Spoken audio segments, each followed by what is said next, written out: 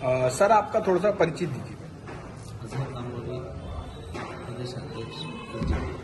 Sir आज आपने SDPI के मुंब्रा आए थे, पार्टी में आपकी मीटिंग हुई है यहाँ पर, और इस मीटिंग में क्या क्या बातचीत हुई है और प्रेस कॉन्फ्रेंस जो रखा गया है, इस प्रेस कॉन्फ्रेंस को लेकर क्या बताना चाहोगे? आज हमारी प्रदेश कार्यकारिणी की बैठक थी यहाँ पे और बहुत सारे विषयों पे चर्चा की गई। खास करके जो महाराष्ट्र की जो सियासत है वो जिस तरफ बढ़ रही है वो महाराष्ट्र के लिए अच्छी नहीं है। हमने देखा कि मराठी अमराठी के मुद्दे उठ रहे हैं, वहीं पे जन सुरक्षा जैसे काले कानूनों को लाया जा रहा है। उसी के साथ जो है बुलडोजर नीति जो है, बुलडोजर जस्टिस, उसको भी प्रमोट किया जा रहा है। इस तरीके के बहुत सारे इश्यूज हैं जिसके ऊपर यहाँ पे चर्चा हुई और आने वाले चुनाव के बारे में एसडीपीआई के यहाँ पे किस तरीके से रणनीति हो सकती है एक राज्य स्तर पे, उसके बारे में चर्चा हुई। और हम जो आए दिन हम देख रहे हैं कि भ्रष्टाचार के जो प्रकरण आ रहे हैं, चाहे वो मौलाना आजाद आर्थिक विकास महामंडल का भ्रष्टाचार हो या फिर वक्फ के बारे में जो इश्यूज आए हैं वो भ्रष्टाचार हो, इस पर चर्चा हो गई। हमारी पार्टी ने ऑलरेडी इसके ऊपर स्टैंड लिया हुआ है और इसके बारे में आंदोलन कर रहे हैं और एक स्ट्रांग मूव हम लोग इसमें लेने वाले हैं। जिस तरीके से आपने बताया, सरफराज भाई ने बताया कि वक्फ को लेकर हमारी मीटिंग हुई, तो क्या मीटिंग हुई आपकी? इसमें भ्रष्टाचार और वक्फ का पुराना नाता रहा है, खास करके महाराष्ट्र में।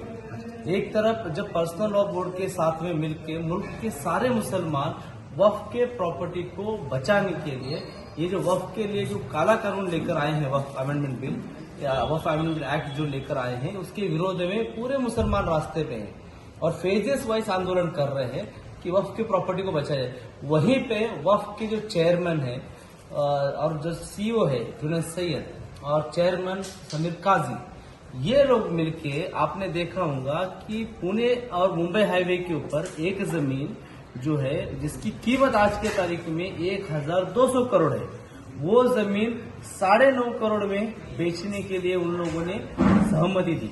परमिशन पहले भी मिला था, लेकिन आज जो है ना उन्होंने उस तरीके से सहमति दी। अच्छा, ये कौन लोग है? ये समीर काजी कौन है? 2022 के अंदर जिनके खिलाफ में वक्फ बोर्ड ऑर्डर देता है कि समीर काजी के खिलाफ में एफआईआर दर्ज किया जाए, जो ऑलरेडी वक्फ के जमीनें लूटने के अंदर उन्होंने आरोप है उनके ऊपर।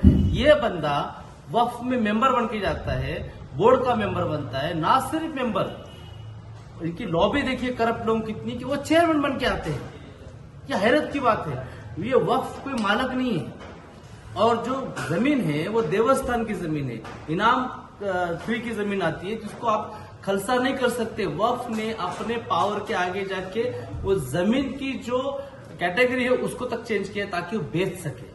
तो इन सारे मुद्दों पे हुई है। इस तरीके के कई सारे घोटाले हैं, ये तो अभी सरफेस पे आया है, इसके ताल्लुक से भी हम लोग आवाज उठा रहे हैं। At the same time Maulana Azad के अंदर जो कई सारे घोटाले हुए हैं उस पर भी आवाज हम उठाने के चल रहा है। सरफराज भाई ने इस तरीके से बताया कि मुंबई में जो लाउड स्पीकर निकाला जा रहा है, उतारा जा रहा है, तो उसको लेकर आप कोई नया कदम उठाने वाले कुछ मामले बता रहे थे, तो क्या मामला है? नहीं, देखिए, लाउड स्पीकर का ऑर्डर इसके पहले सुप्रीम कोर्ट का आया हुआ था, हाई कोर्ट का ऑर्डर आया, उसमें पालन करने में मुस्लिम समाज को कोई डिफिकल्टीज नहीं थी, कोई दिक्कत का मामला नहीं था। लेकिन आने वाले कारपोरेशन इलेक्शन में भाजपा हो या और पार्टी जो है जो ध्रुवीकरण चाहती है, जातिवादी पार्टी, उनको इस मुद्दे को लेके बस ड्रामेटाइज करके इसको मुसलमानों को परेशान करना था, ताकि आने वाले इसके अंदर वो बता सके कि किस तरीके से हमने मुसलमानों को सबक सिखाया, राज ठाकरे नहीं कर पाया या कोई और नहीं कर पाया, हम भाजपा ने किया। जो इश्यू नहीं है उसके अंदर इन्होंने किरीट सोमेन ने गलियों में जाकर लेटर दिया कि मस्जिदों के भोंगे निकालो, जबकि सिर्फ मस्जिदों के लिए नहीं था, भोंगा प्रॉब्लम नहीं था, प्रॉब्लम था डेसिबल। और मुस्लिम समाज के लोग, मस्जिद वाले हमेशा बोलते हैं कि जो हाईकोर्ट का ऑर्डर है उसके रिलेटेड जो है हम लोग पालन करने तैयार है। लेकिन उन्होंने बोला कि भोंगा निकालो। भोंगा क्यों निकाले भाई? वही भोंगा में अगर डेसिबल में आवाज आ रहा है तो हमने पुलिस को भी कम्युनिकेट किया था, भोंगा क्यों निकालना है? जब डेसिबल मेंटेन होने तो भोंगा से क्या? नहीं, आपको निकालना पड़ेगा। मतलब ये है कि मुसलमानों ने अपने मस्जिदों पर से भोंगा सिर्फ किरीट सोमैया को सेटिस्फाई करने के लिए निकालना, और ये निकालने लगाने वाले पुलिस थे। तो ये जो पुलिस अपने दायरा क्रॉस करके, अपनी संवैधानिक ड्यूटी छोड़ के जो भाजपा के खाता या भाजपा की शाखा बन के जो काम कर रहे हैं ना डिपार्टमेंट, वो गलत है। इस ताल्लुक से हम लोग चर्चा हुई और उस पर आगे भी जो पॉसिबल है वो कार्रवाई करेंगे।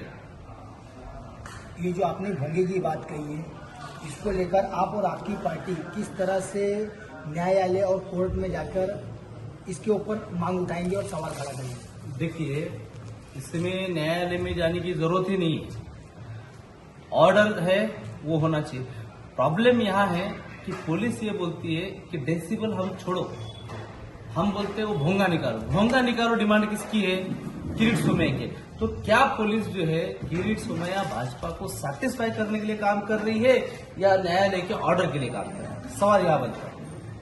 और वहां पे डराया भी जाता है डायरेक्टली कि आपके पेपर चेक किए जाएंगे, आपके जमीन के पेपर चेक किए जाएंगे। मोटी मोटी बात है। यहाँ पे डेमोक्रेसी नाम की कोई चीज है। अगर मैं लाइसेंस अगर सिग्नल तोड़ता हूं तो मेरे पे सिग्नल तोड़ने का क्राइम हो सकता है। पुलिस पकड़ने के बाद मुझे ये नहीं पूछ सकता है तुमने गाड़ी कहाँ से खरीदी, तुमने कौन से पैसे से खरीदी। ये जो है ना, ये प्रॉब्लम है। तो आपको भोंगे का मसला है ना, आप लोगों से भोंगे की बात कीजिए। उनके मस्जिद के पेपर कहाँ से है, तुमने साइड मार्जिन से, ये कारपोरेशन का काम है, उनको करने दीजिए आप। तो ये जो चीजें हो रही ना, ये नफरत की सियासत और अनफॉर्चुनेटली जो एडमिनिस्ट्रेशन है उन्होंने अपने मतलब आपका कहना है कि पुलिस को अपना काम सही से करे, Yes, sir. भाजपा के इशारे पे ना करे। इशारे पे ना करे। जो हो रहा है ये सबको दिख रहा है। और इसमें अनफॉर्चुनेटली जो अपने आप को सेक्युलर बोलने वाले लोग हैं ना, वो उनका रंग भी खुला पड़ रहा है। पहले भी पढ़ते आए, अभी भी आए हैं। अभी आपने रिसेंटली देखा होगा 7/11 के मैटर में जो लोग बरी हुए हैं, एक्विटल हुआ है, पूरी दुनिया जानती है। कई सारे इन्वेस्टिगेटर रिपोर्टर्स है, उन्होंने बताया कि ये केस एक फ्रेम्ड केस है। लेकिन उसके बावजूद जो है आज आवाम का सेंटिमेंट्स है कि हम लड़ाई लड़ रहे थे इंसाफ के लिए कि बेगुनाह मुसलमानों को फंसाया गया है और सेटिस्फैक्शन। लेकिन आज यही वर्षा गायकवाड़ बोलती है कि बहुत दुखद बात है, इस पे और इंक्वायरी होना चाहिए, न्यायालय में दाद मांगना चाहिए। ये लोग छूटे कैसा? न्यायालय में ऐसी भी बात चली कि 19 साल से बेगुनाह वो लोग अंदर थे, अब 19 साल बाद छूटेंगे। अब आवाम किस तरीके से उनको ट्रीट करेगी? 19 साल ऐसा कहा जा रहा था कि बॉम्ब ब्लास्ट में इन लोगों का हाथ है, तो आवाम इस तरीके से नजरिए में देखी जाएगी या अभी कुछ? हमें यही बोलना है कि पहले भी यही गुंजाइश थी और आज भी है कि इन काले कानून के तहत में और पुलिस एडमिनिस्ट्रेशन का गलत इस्तेमाल करके बहुत सारे नौजवानों की जिंदगियां बर्बाद की गई, चाहे यूएपीए के नाम पे।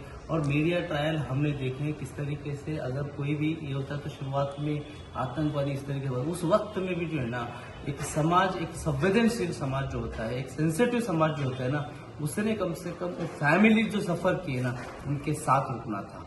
वो क्या होते क्या नहीं है वो डिसाइड करते। आज जब उनको बरी हुआ है ना, कम से कम उनके फैमिलीज के साथ में और इन लोगों के साथ में समाज ने एक रिस्पेक्टफुल रवैया रहना चाहिए। भले ही उनको जो फैसिस्ट फोर्सेस है वो एक आतंकवादी फैलाने के पीछे पड़े, लेकिन न्याय की हमेशा जीत होती है। न्यायालय